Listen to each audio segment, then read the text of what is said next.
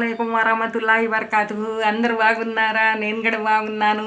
క్షేమంగా ఉన్నారా అన్నారు. నేను కూడా క్షేమంగా ఉన్నాను. By the grace of God's hand is on our head, all of అస్.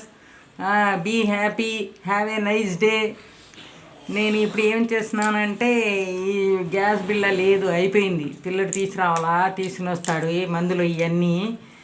అప్పుడు దాకా ఏమో షుగర్ ట్యాబ్లెట్ ఉంటే వేసుకుంటున్నా.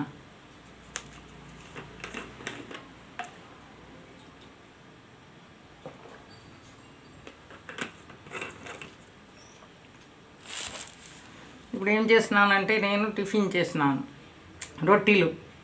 మా కోడలు రొట్టెలు తీసుకుని వచ్చింది చేసి. ఇదేమో పప్పు కూడా రొట్టెలు. మీరు కూడా మీది ఏంటి బ్రేక్ఫాస్ట్? చపాతీ, రొట్టెలు, ఇది గారి, ఇడ్లీ, పూరి ఏముంది? మీరు కూడా తీసుకురండి, షేర్ తీసుకొని అందరు తిందాం. టిఫిన్ అయిపోయిందిగా. ఇప్పుడు నేను ఏమో ఆఫ్టర్ బ్రేక్ఫాస్ట్ ట్యాబ్లెట్స్ వేసుకుంటున్నాను.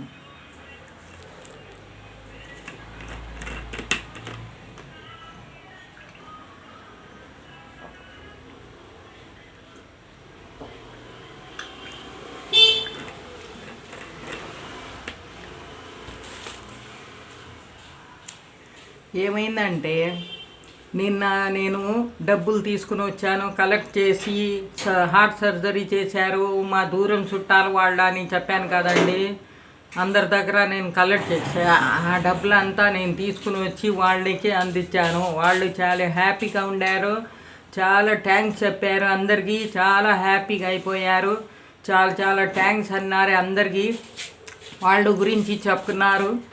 నేనే ఫోన్ చేసి చెప్పాను, అందరు ఇస్తారు అని. ఆమె హెల్ప్ చేపిస్తుంది అని నా పేరు చేసి చెప్పింది ఆమె.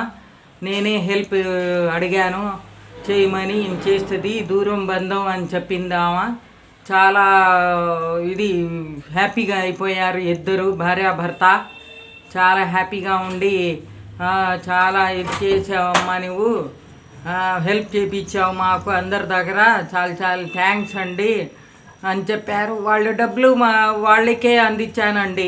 నాకు బోజేగా నా దగ్గర నేను డబ్బులు పెట్టుకుంటే వాళ్ళ డబ్బులు వాళ్ళకే అందాల.